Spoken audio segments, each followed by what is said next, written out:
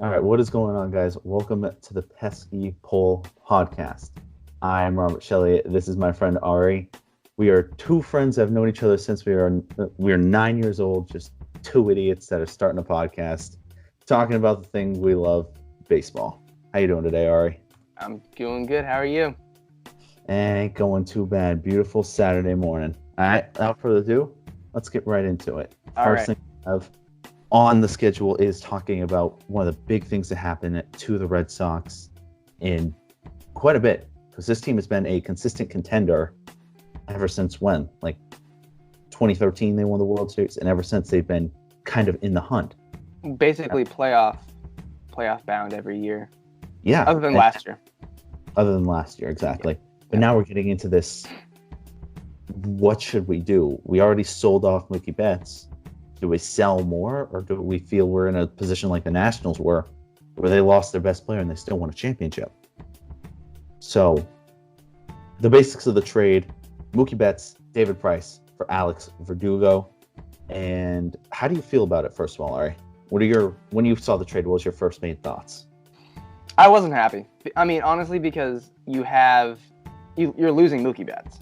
So that immediately brings the team lower. I mean, we already, before we traded Mookie, we were going to have to deal with the Yankees with Garrett Cole and all that. And I mean, the league is just getting better. I mean, the AL East is getting a lot better. You have the teams like the Rays, who are really, really Rays were starting, so shocking last year. They were really good. The Blue Jays with Guerrero Jr. And they just signed, who was it? Hansu. What's his name? Yeah. I never remember his name. Hansu, what's his name? Yeah. They have a lot of good pitch. Like they could be good. I mean, you have the Orioles, who are like way at the bottom, but they're gonna be there for a good long time. But we know they ain't coming in last, so we got out of that. No, but I mean, okay, the trade. You're losing Mookie, so that's upsetting. And then you lose Price, which Price I felt like is really, really good. Played a really important role in the Red Sox win in 2018. But how to argue that was 2018. Yeah. David Price showed a little bit, but he proved that we can't really rely on him as a starting pitcher for the Red Sox, because last year was just not great. No, and it wasn't good for the entire team. The entire team was not good. The only highlights I would say would be you have Bogarts. I mean, and Bogarts is just a great player anyways. And then you have Devers, his offensive outbreak. And then on top of that, you have Brandon Workman really kind of stepping up and being the closer that the Red Sox needed. Mm-hmm. That was one thing with the Red Sox last year, is they never really had a closer either. No. It was Matt Barnes, Workman, we didn't. But yeah. I mean, in return, getting Alex Verdugo, he's a good young player. We have 5 years, I believe, of controllable. We can control him, and arbitration, nothing, all that, and so that's exciting to me. I'm not entirely sold on him. I feel like he's an immature player. Mm-hmm. I mean, I think he's only played like a year and a half. Yeah. If even. He shows really good power. He can play defense pretty well. I guess I don't trust him to play right field yet. And I guess we won't know until we see. I mean, but we really have to look is that we've been graced with MVP Mookie Betts for years now. That's what we've been accustomed to guarding that pesky pole area. All right. Now we got to, as Red Sox fans, we have to take a look and we have to take a step down, kind of. Yeah, which is hard. It's going to be hard. But going back to David Price, we look at his stats from last year: 1.9 WAR, 7 wins, 5 losses, a 4.28 ERA in 22 games.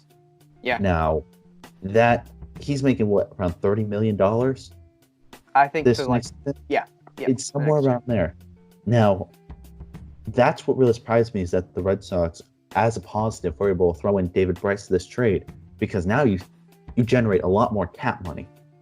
Yeah, four we have guys, a ton more Devers, money to spend. Bogarts, for JBJ, Benintendi to keep that young core here. Now, And I have a question for you. Too. What's up? What are the chances that the Red Sox re-sign Mookie Betts in free agency? Because I've heard a lot of different things about this. None. There's no way. 0%? I don't think so, because you already have, depending on what happens with Verdugo, because there still is a possibility that they can ride with him for 1 year and then take that young asset and trade him for a vet. Yeah. But considering you're going to have to pay Andrew Benintendi very soon, JBJ is going to want his money very soon. I think he's in 2021, right? He's the free agent? Yeah, okay. Yeah. So you got all these guys that are going to want money, all these young talent that's going to want money years down the line. Yeah. You don't have enough to bring in a guy like Mookie Betts for that 9-year deal that he wants. Yeah. I would love to see him come back. I don't think it will happen, which is sad. Which is really sad. I'm excited. I mean, I'm excited about Verdugo. Like, I was watching a video because, as soon as the trade happened, I was like, well, I heard of this guy. Let me look up some clips of him on YouTube. And he's got great power.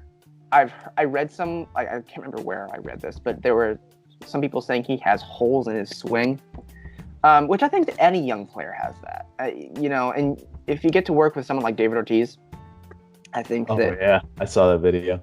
That was hilarious. I loved it. He just ran up to him and gave him the biggest hug. I was like, yeah. But two things I'm concerned about. I'm concerned about, actually 3 things. One, his health. He's got a broken back, basically. Yep. He's not going to be there for spring training because of it. Yeah, which doesn't make me feel great. But, I mean, what are the expectations of this team anyways in 2020? I mean, yeah, we'll talk about that. I think that his health concerns me. His off the field behavior concerns me. There were did you read an article on that? But I did hear about it. I didn't read the article. I didn't read it. That.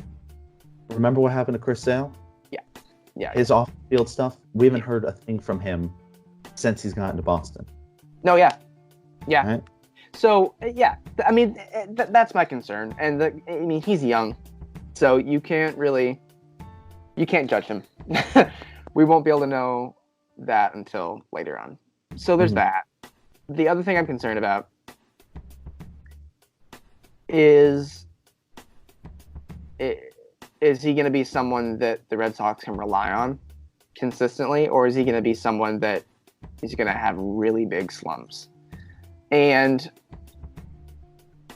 that we won't know that until the season starts and stuff. So until we see him, I'd say we give him a good half a year because of health just ride him with this team to see what he's going to do. But I don't necessarily think he needs to be that guy at the plate. I think we have plenty of those guys at the plate. Bogarts, Devers, Martinez, Moreland sometimes on a good day. We have plenty of those. Devers has stepped it up too. So you have a lot of people taking down that responsibility of carrying the team offensively. Exactly. So the more he can provide, the better, obviously. Yeah. But you remember, for sure.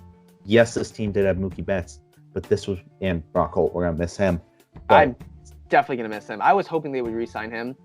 Me too. He's someone who I personally think if you have someone like Verdugo, who we don't know necessarily what his fielding is going to look like, you can plug in someone like Brock Holt. And Brock Holt can play anywhere. I mean, Holt played everywhere. He's played everywhere except catcher, I believe. So I think very strongly, I was hoping that with second base up for grabs, so to speak, with, who is going to play that position for the majority of the year, I was hoping that Brock would get that, but it doesn't look like it's going to happen. Yeah. But getting back to that, with Verdugo, he doesn't necessarily need to be that. No, he doesn't. Top scoring guy. He just needs to be that solid all-around guy. Like, he needs to have decent defense, especially when he has JBJ right next to him. He doesn't need to be the best defender in the world. He just got to guard his spot. Yep. Then, Or I mean, I've thought. I mean, we might see a switch in the outfield where you see, because right field is harder to field more than center. You might see JBJ slide over. Mm-hmm. They might swap. I wouldn't say necessarily in Fenway. In Fenway, there's no real easy spot to defend in the outfield. There really isn't. for right, you got to deal with that slope around the pesky pole. Yep. Left, you got to deal with the bounces off the green monster. And in center, you have the triangle 400 some odd feet back there, you know? Yeah. There's no real easy spot to defend. So I say he's fine in right field. But what do you feel about that outfielding core now? I like it. I mean, it's hard to put it in perspective when you have someone like Betts leave, but we just have to see how it reads. I mean, hopefully it'll turn out well. What I'm really excited about is, so we get Verdugo. Yes. We also get Jeter Downs, and we get Connor Wong. Is that his name? Connor Wong? Yeah. So Jeter Downs might be the future of second base. I really hope so. And I hope he turns out to be the prospect that people are saying he is. Mm-hmm. And I don't know much about Connor Wong, but do you remember where he was ranked on the Dodgers prospect list? Is he fifth? I can't remember, but let's look that up somewhere. I think it was either fifth or. Why does number 5 seem to? It's either 5th or 25th. Those are two very different numbers. I don't know. I can't remember. While you're looking at it. I mean, last year he spent time in Double-A and high Single-A, averaging 333 in Double-A, 269 in Single-A. This kid doesn't seem. I haven't heard a ton on him before he was traded to the Red Sox. He doesn't seem that bad. Yeah, he doesn't. I was kind of hoping, and I mean, once the trade rumors with the Dodgers and the Red Sox started, and it seemed pretty evident we wouldn't get Gavin Lux, I was really hoping we'd get Gavin Lux. Yeah. And, I mean, in some ways, I wish that the Red Sox got more in return, because you have the Red Sox giving David Price, paying half of his contract, and then having Betts join the team as well. So those are two guys who are immediately going to impact your team. And we're getting Alex Verdugo, which, 5 years of controllable player. And then you have these prospects. You have Connor Wong, who we need to strengthen the catching position anyways because we lost Leon. And can take that shortstop second base. Yep. If anything, just be a utility guy, and we got him for the next 6 years under team control. Yeah. I guess I would have. I guess I was hoping for more, but I mean, the trade's done now. We can't. Here's the thing: do you think the trade for the Red Sox and Dodgers perspective? Who do you think won? Who do you think lost? I think the Dodgers won big time. You think the Dodgers won? Yeah, you're getting the second best player in the MLB for a year, and. It seems pretty evident to me that they're going to re-sign him, give him an extension. I'd be floored if some other team sweeps Mookie in free agency. And Price is a really good starter. I mean, and I wouldn't consider the Red Sox losing in the trade. They're just not. I don't know how to say it. They're just not. They just didn't get as much as you would have liked. Yeah, personally. How do you feel about that?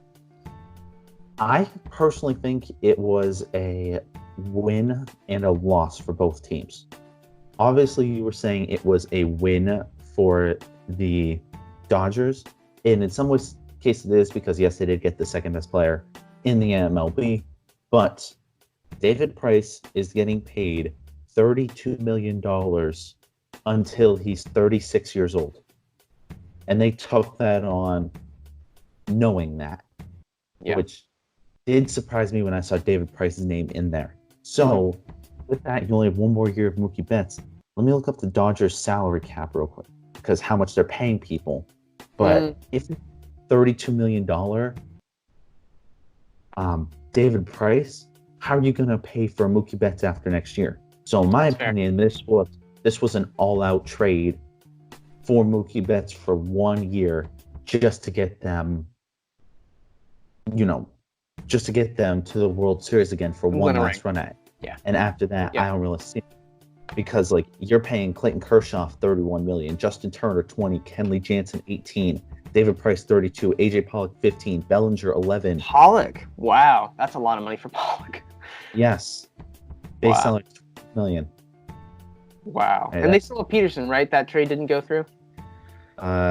They still have Jock Peterson. They have a ton of outfielders. I am kind of surprised they haven't, made a trade for. Because if you're the Dodgers, you get Betts for 1 year and you take on Price's contract. But also, looking at what the Red Sox got in return, your farm system's depleted. Yep, and look at this. They only have 5 players on their major league roster right now. Yep. That aren't making under $4 million. Everyone else is making above $4 million each. Yeah. It's crazy. But also at the same time with the Red Sox, you free up that much money. You free up Price's contract. You free up what you could potentially, be paying for Mookie. And don't get me wrong, I love Mookie, but in some ways, this is kind of wiping the slate clean. And this reminds me a lot of in 2012, we saw Adrian Gonzalez, Josh Beckett, Carl Crawford, those guys being shipped off. I remember that trade. Yeah. I was a huge fan of Josh back then too, but it's So that's what I'm saying. It's a win for both because now you don't have to pay an aging. Remember that he's 34. He's not getting better. Yeah. If anything, he's staying the same, and that wasn't good. And possibly getting worse. Exactly. So being able to dump off that contract, and like I said, obviously you did give up the second best player in the game, but you got a young, promising second baseman and a bunch of cap space for next year's free agency. And who doesn't want to go to Boston? That's fair. The thing that concerns me the most, the last thing I have to say about this trade is the ramifications this might have in the future. You have Betts leaving, and you have a player, namely JD Martinez, and they were best friends. So you separate those guys. What do you think the chances are that JD is going to leave after 2020? Because the NL is going to get a DH, I believe. I don't know if that's rumors or not, but that seems to be what's going to happen. If I was JD Martinez and if my best friend leaves, and if the Dodgers are getting a DH, I'd move to LA to play with Mookie. But I don't know. That's business. You don't always get to play with your friend. Team's got to do what's best for the team. Yeah, no, for sure. Do I think that if towards the All-Star break, towards the trade deadline, that the Red Sox are having a bad year, they ship on JD and possibly Chris Sale? Yes, but I don't see that happening. Because those guys are huge parts of that team. They anchor the lineup, and Sale anchors the rotation. And the entire pitching staff to begin with, Yeah. Okay, so with all of this, what are your thoughts on the free agency signings? On our free agency signings, I see a couple that can really make a difference. Not necessarily some that will make a difference definitely on the field, and some that will make a difference off the field. The biggest guy that I did a lot of research on is Jose Peraza, new second baseman. So with him, I was looking on MLB and on MLB.com, and I saw this quote saying, "If Peraza can hit like he did 2 years ago, the Sox have themselves a bargain at 1 year and $3 million. Peraza's ability to play shortstop will give interim manager Ron Roanoke, I know I said that wrong, the chance to work some days off for Xander Bogaerts. And Chavis could slide over to second as well in those days where Xander needs a day off." And if we look 2 years ago, he batted 288, 326 on base percentage, 416 slugging, and 742 OPS. Anywhere near that, he's a real game changer for this team. His prediction for this year is he's supposed to be around a 267 hitter with 10 homers, according to Baseball Reference. Yeah. And if he gives us 267 with 10 homers, I am happy. Yeah, I'm not super stoked about him. Really? Partly because I was envisioning that the Red Sox would re-sign Bronco with all this money, and you would have him be the solidified second base starter. But that obviously isn't the case because we have Peraza and Holtz with the Brewers now. But yeah, for sure. And so another thing, I'm going to give him a shot because he deserves a shot. Everyone gets a decent shot. In a perfect world, I'd really love to see Dustin Pedroia come back. But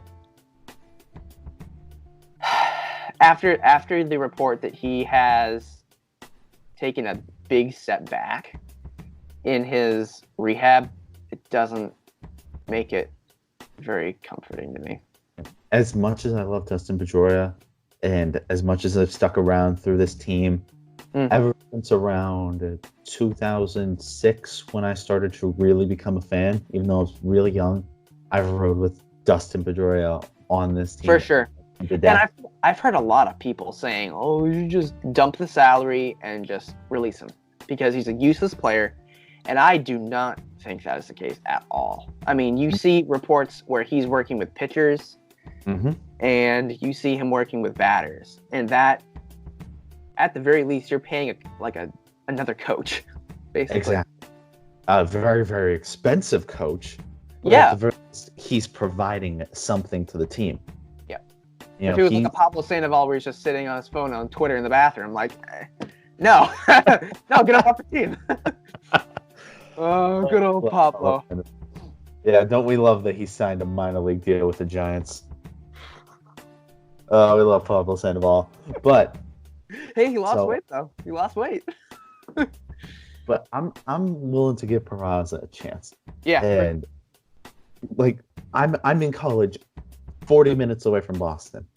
With Mookie gone and ticket sales dropping a little bit and prices dropping, I'm be able to go to the game whenever the hell I want. So you best believe I'm going to be doing a lot of watching these guys and seeing how they really work together, what the atmosphere is like, all that.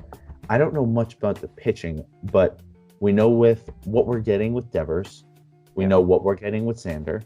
Yep. Those two are getting nothing but better. You gotta remember, Devers is only 23 years old. And I hope to see they give him an extension, along with Benny and JBJ. Now, there's one kind of signing that I saw that went unnoticed to me originally that I just saw today. Yeah. And it wasn't a signing. A kid named Jonathan Araz. I think that's pronounced his last name. I'm terrible with names. But Jonathan. Oh wait, I think I've heard of him. Yep, kid Jonathan, from the Astros. Arouse. R-A-Z. Yeah, but however you want to say that. This is a kid that came from the Astros. The Astros decided not to keep him on his 40-man roster, so he went to the Rule 5 draft. Sox drafted him, and that's something big if the Red Sox are drafting in the Rule 5 draft. Because one of the stipulations is that whoever you draft in that draft needs to stay on your major league team. So for him to come in here, that must mean the Red Sox have a lot of hope in this guy. Yeah, and he's going to what I've seen, he's going to be more of a utility guy all throughout the infield. I'm really looking to see what can happen with him. Yeah. Really see that out of before everything went bad. Major's career. Yeah, no, he looks like a platoon player that we can see playing in the future. Yeah. Look, how old is he? He can't be that old. He is 21. He's 21, so that means he's under team control for the next 6 years, which is beautiful. Yeah, and we could see this guy becoming the next Brock Holt. I mean, I don't want to, jinx anything, but like looking at this guy, he's 21. He can play all over the infield. I mean, knowing this Red Sox team and how like the management is, they want to experiment and put people where, basically give the team as much versatility as they can. Mm-hmm. No, that's so. Yeah, I like that. I did not notice that honestly until you just said that. I think I saw some notification. I was like, oh, interesting. He's played at a bunch of different levels from, in the minors. I didn't see this. It kind of concerns me that he's barely played in the AA, and that's where the AA. Oh boy. You play in the AA when you're one of the next prospects. And in the AA, he only averaged 241. He only had 108 plate appearances. But he only averaged 241, 311, 389, 700 OBP. So not the greatest numbers, but something the Red Sox can definitely work with. Yeah. Especially not having a farm system for the past 2 years. We can thank Dave Dombrowski for that. Jeez. We got to be honest. Yeah. Goodbye, Dave Dombrowski. Yeah. But I mean, and that brings up Chaim Bloom seems to be like the perfect fit for this team. That's true. Have you heard anything about him or? I haven't heard too much about him, but from what I've heard, he's pretty good guy for the job. Yeah. I read somewhere that, well, I mean, you can just look at the Rays. I mean, he was the GM for the Rays for the past, 2 or 3 seasons. Yep. And he has turned that team into a real contender. I mean, that team is stacked. You have young players, you have a really, really deep farm system as well as solid MLB team. And I heard players and coaches and the rest of the management raving about this guy before they even signed him. That's true. I like that a lot. Mm-hmm. I'm just looking over this ESPN article. Yep. On him. Mm-hmm. I mean, Alex Cora said Alex Cora. he's gone, but he was the manager for a few weeks before he was let go too. Yeah. So he said, quote, "It's been good. Like I said a few weeks ago, had the pleasure with Dave Dombrowski. Dave's been in the business for 40 years? You've been in the business for 40 years. You're not lucky. You're good. Chaim, who's 36? It seems like he's been in the business for over 20 years. And he's young too. He's a really young guy. 36 years old. Yeah. Yeah. Proves that he has the mind of somebody who's been in the league, been around for a while. And for especially to get that creative to dump David Price's contract, I'm going to give him props, Mm-hmm. Because like I said, in some ways it was a Dodger victory, in some ways it was a Red Sox victory. And that way was definitely a Red Sox victory for that trade. Yeah. Yeah. But what are your thoughts on Renicky as the new coach? I've heard quite a few good things about him. Like I said, I saw one quote by my personal favorite player, somebody who I did get to meet once, and I know you're jealous of it, JBJ. Yeah. Crazy player. JBJ said he's amazing, very intellectual guy, great mind, has a love for the game. He's awesome. Yeah. So if JBJ, a guy who's been with this team for years, is getting behind him, the rest of the guys are going to be able to jump behind him too. Yeah. Yeah. And it helps that, it's a really smooth transition after what happened with Cora. Yes. What I think is interesting is that he is the interim manager. They have not made him the official manager. Yeah. They haven't given him a contract or anything. So that makes me wonder, because before we had a manager this offseason, once we fired Cora, I was kind of looking around and I was like, do we re-sign? Do we try to get Cora back? I would be all over having him back on the team. But also, do you wipe the slate clean with any issues? And we won't know until the Red Sox investigation is fully concluded. Yeah. So, but then you have people like Varitek. You have people like Varitek who I would love to see him become a coach, even if he's a bench coach. And who knows? 2021 might be the year of Veritek being the coach. I don't know. Who knows? Yeah. You can't predict the future. Nope. No, we cannot. So we've gone quite a long time talking about the trade, which was one of the biggest things of the offseason. Yeah. But before we end, I want to look at 3 more things. Yeah. 1, I want to look at what you believe the Red Sox record will be. 2, the Dodgers record. And 3, our final thing, what the hell you think is going to happen with the Astros. Oh, boy. So what was the first one? Red Sox? Red Sox prediction? We'll take them one at a time. First is the Red Sox record. What are you thinking of that? Red Sox prediction... I would be surprised if they won 90 games. I'm sticking around 85. I'm really bad at math, so I don't know what 162 minus 85 is. That would around be 79. 79, something like that. Oh, 77. I mean, and that puts them right in the middle of the division, which I don't expect them to get above second place. Like we said before, we can't predict the future, but I believe very strongly that they're not going to do more than that. What are your thoughts? For me, it depends on a lot of guys. It depends on how Verdugo comes in and plays. It depends on how Benintendi does, Devers, Xander, Sale, and Peraza. Those are my big guys that can maybe take the leap up and can guide these teams to a couple more wins. But my opinion is anywhere from about 78 to 85 games, depending on what happens in there. Yeah. I don't think the Yankees are going to eclipse 95, though. I don't think the Yankees are going to 95. I have a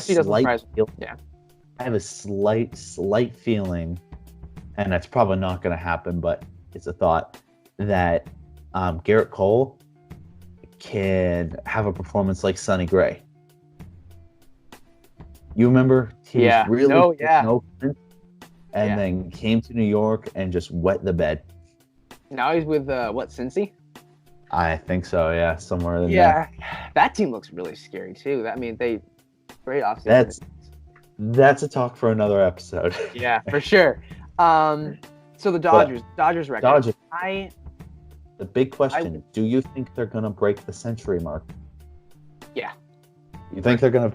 I think take 100. I think they're gonna take 101 games. 101. 101. No more. That's it. That's all I get. ESPN had them at 103. I have them personally at 99. 99? Okay. It's just because I think this team, that team will take a little bit of time to gel together to get a guy as high as Mookie Betts in there and another decent pitcher and David Price in there. It'll take them a little while to gel. So it wouldn't surprise me if this team goes on like 4-game losing streaks for a little bit.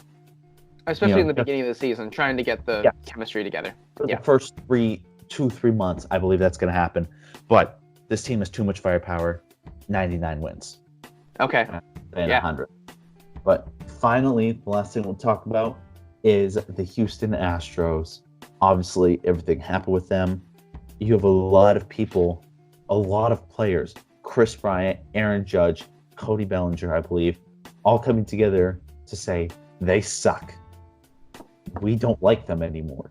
The players that were involved in this, really suspicious now, and they've cheated for years. I saw this funny thing. I can't remember who it was, but some betting company had the over-under on Astros hitters intentionally hit at 80 half for the season. So that's one guy every 2 games. Yeah. Intentionally. Yeah, for sure. I read something that made me really mad, and that was the Rob Manfred's response to people saying that we're gonna go hit Astros players.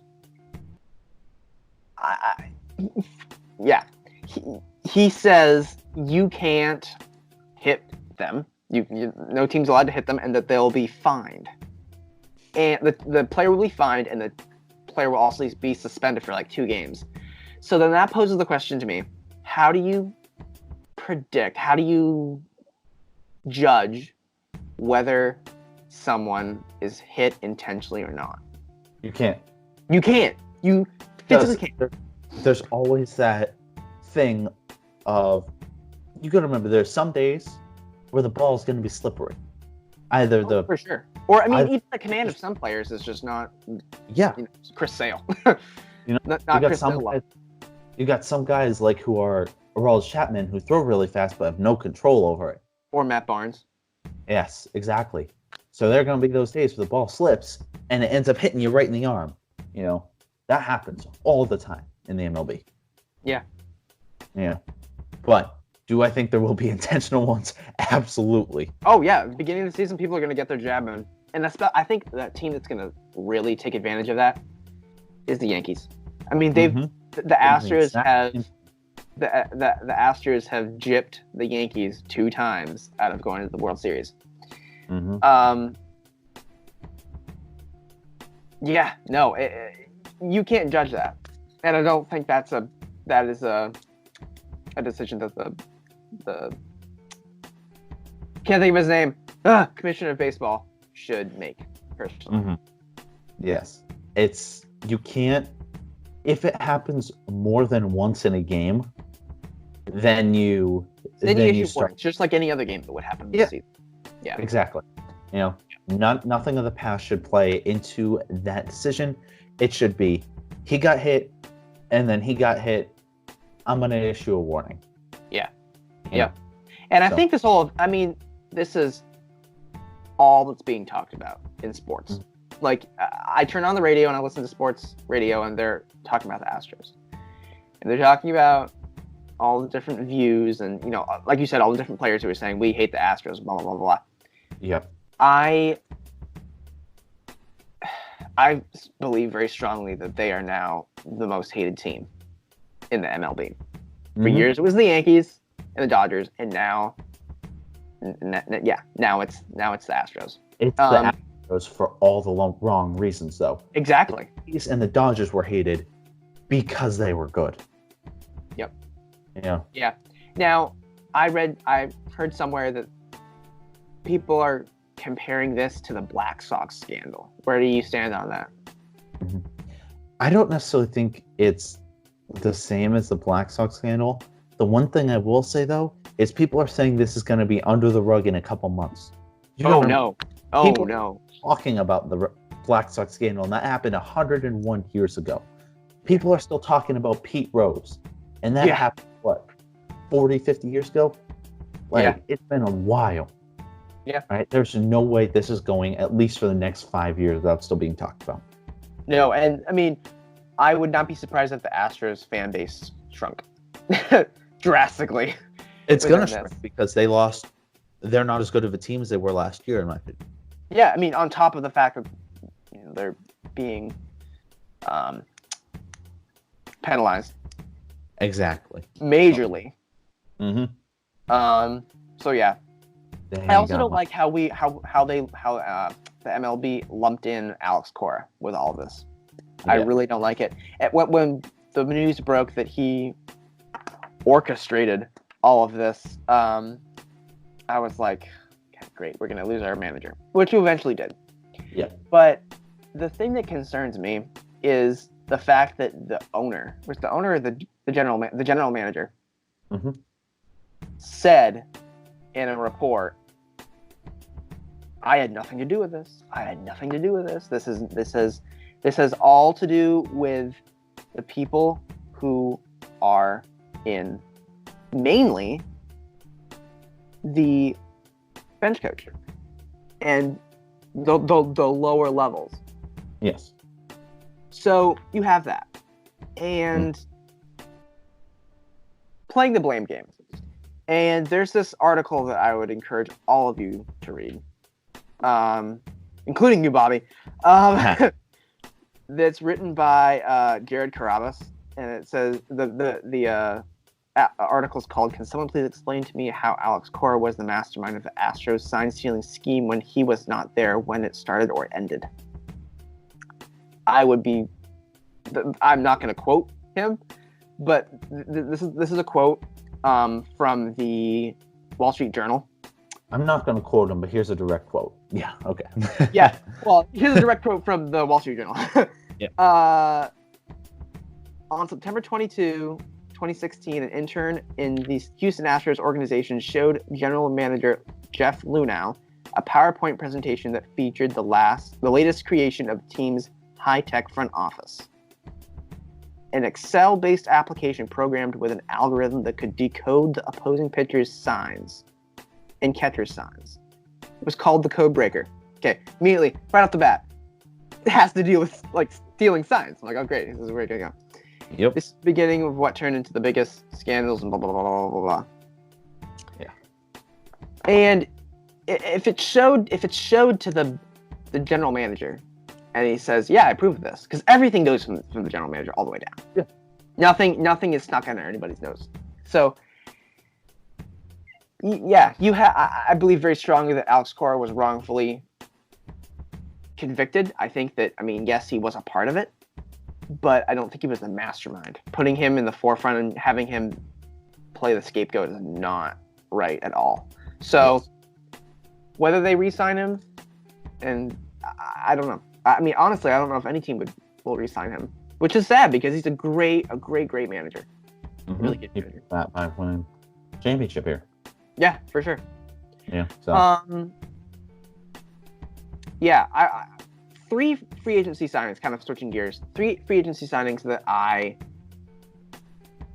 really liked. Mm-hmm. One of them was the addition of Kevin Pillar, Superman. Yes. I love that guy. I loved him when he was with the Blue Jays. He's a highlight reel on repeat. He's an insane player. And his production at the plate increased this year, which I really, really liked. Like that addition, like how he can kind of tag team right field with Verdugo. Also, when we lost Leon, we obviously need a backup catcher. And we have Christian Vasquez, who's solidified his start as the premier catcher. Yep. And you go and you sign, you essentially trade Sandy Leon to the Indians for Kevin Plawecki. And I thought, okay, well, yeah, right off the bat, we don't have anybody in the minors who's even close to being ready to come up and start at the second catcher position. And then we go 2 or 3 days ago, we go and sign Jonathan Lucroy, which that immediately makes me think, oh, so this is going to have some competition for who is going to play the second catcher spot. And I thought it was interesting how a lot of people were pointing out that Renicky was the coach he was the manager for the Milwaukee Brewers for several seasons, and Lucroy was on the same team. So I think that's interesting how that kind of ties in. Where do you stand on all that, real quickly? I really do like the addition of Kevin Pillar. Yeah. I think even if he doesn't play a game for this team, if he does not touch the field once, obviously that hopefully won't happen. But let's say he's gonna have to, because Verdugo can't play the first beginning third of the season or whatever. So I believe very strongly he's going to be our right fielder. No, obviously he is, but I'm just talking about completely hypothetically. Yeah. Let's say he goes into spring training and he gets hurt, he's out for the season. Mm-hmm. All right, knock on wood, not going to happen.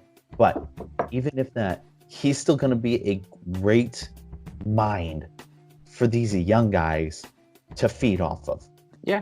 All right. That's why I'm always on board when a young team, which this team has a very, very young outfielder core between Benintendi, JBJ, and Verdugo now. When you have a very young core and you bring in a vet who's willing to share that knowledge with them and make them better players. Yeah, for sure. He's definitely going to make a great impact. And not only that, he can also help on the other side of the ball too. Not only just fielding, he can help on the other side of the ball. So I'm really, really down for Kevin Pillar. Like I said, already said my opinions on Jose Peraza and Jonathan Aros. So I'm really excited about our infield this year. The more I look at it, and you even have the emergence of Chavis coming into the spotlight. I remember listening to that game because I mainly listen to Red Sox games. Yep. But I mainly go see them, but you know. Oh, okay, Bobby. go flex on us now. I'll go to Portland and watch the Sea Dogs game. Jeez. No, but like I listened to the game in Tampa Bay when he was called up, and they were like raving about him, and he got that hit, and I just was like, this is going to be our second base. This player better be on our team for the next 15 years. Yes. I love that guy through and through. He excites me. With putting your personal opinions aside, who's getting the first base spot opening night, Moreland or Chavis? I believe Moreland. You believe Moreland? Yeah, I believe Moreland. I mean, why else would we sign him for a 1-year deal? I mean, you always need that guy. You always, yeah. I mean, and you also have people like Bobby Dalbec, who's playing, corner infield positions, and you could see him play. Who knows? We might see. I mean, we don't know. This team is very, very diverse. That's one thing I do love about this team. I love this team. Each player can play a different position. Vasquez can play first. Moreland can play outfield. Chavis can play anywhere in the infield. Same with Jose Peraza. Xander can play third. Devers can play second and short. Like, these guys are so diverse in what positions you can play. It allows the manager to be very creative with who gets a rest day when. Yeah. Yeah. It's gonna be. So, last thing, positions. Where do you see the defensive side being put? Where do you think that build is going to be? And also, what do you think the rotation in the bullpen is going to look like? The rotation of the bullpen, I can't really tell you, but as a defensive perspective. And you know me, when I was playing baseball, I was a very defensive-oriented guy. You win the game on that side of the ball. Yeah. So, I believe you go Chavis at first, Peraza at second, Xander short, Devers third, Benintendi left, JBJ center, Verdugo right, Pilar when he's not healthy. Yeah. Yeah. So, if you trot out that lineup for 100 games, there's going to be rest days, injury. I think you have a good squad. Yeah, for sure. Yeah. I basically, I mean, you and I are on the same page, my man. I mean, the defensive outlook for this team looks really good. Quickly touching on the rotation, I think you're going to have Sale. I think you're going to have Rodriguez. Rodriguez has, towards the end of the season, really stepped up his game. He's got to keep that. Yeah, he's going to probably be number 2. Yep. Then you're going to have Evaldi. Then you're going to have our good old friend Martin Perez. I don't know what the deal is going to be with him. I sure hope I saw the Red Sox Instagram video and Vasquez was raving about his sinker or something. And I was like, oh, good. At least, I mean, I'm not going to say that he's going to be the weak link of this rotation. But what really concerns me is we don't have a 5th starter. Yep. But we don't have a closer necessarily either. You have Workman, but I think Workman's going to be set up as our closer. Until the trade deadline. Who knows? Yeah, he's not elite, though. He's not that next level that if you look at any other championship teams, they have that elite guy that can come in to close a game whenever you need it. And they have that second guy that when the closer needs that day off, that second guy can come in and say, look, I still got you. Yeah. I believe, I will put, even with the whole debacle of, let's have a closer by committee. It was the worst idea in the world, ever. 2019. Thank you. Thank you, Dombrowski. Here. And then we did that. All right. No, on my word. I believe that, I was pleasantly surprised when Workman took the closer role by the horns and just rode with it. And he wasn't perfect, but if you look at, people like Matt Barnes, for goodness sakes, he's definitely not perfect. Ryan Brazier, I'm going to say right now, Ryan Brazier needs to get off this team. I am not a fan of him. Whenever I see that he's gonna come in, I get anxiety. I get serious anxiety. I'm like, oh geez, why don't we just The same thing whenever I saw Price. Yeah. So, and I mean, a lot of people will say, oh yeah, well he was really good in the World Series. To me, nothing really stood out for me. The people who really stood out in the bullpen were Joe Kelly, who's gone, Dodger. and Matt Barnes. Kimbrel gave me just as much anxiety as Brazier does now. I mean, What? yeah, bro. Oh, He was. I mean, no doubt, he's a very good closer, but he just was kind of shaky in the postseason for me. I don't even see that. You bring Craig Kimbrel into that team last year, they have at least 4 more wins. Oh, for sure. Oh, for sure. Not even more than that, because I would double that. Don't know if I got this right, but they had 22 blown saves last year, I believe it was. Who can we thank that for? 3, 2, Pesky. 1. But okay. I was gonna say Brazier, but you know, same thing. Exactly. Like this team had no identity. Came to the bullpen, no identity. Yeah. Like, and I think that you're gonna see Workman have that identity for at least the good 2/3 of the season until I wouldn't be surprised if we make a trade for a closer. I mean, saw this yesterday. Not happy at all about this. The Red Sox are thinking about. Oh, what was that? Sorry. We gotta end it soon. So. No, I know. The last thing. I swear. We've said that 4 times now. Last thing. One last thing. Episode's never gonna end.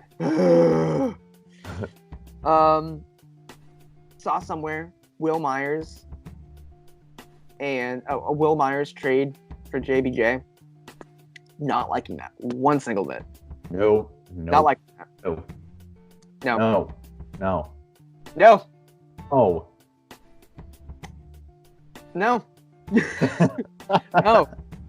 No. Also, let's get a 5th starter.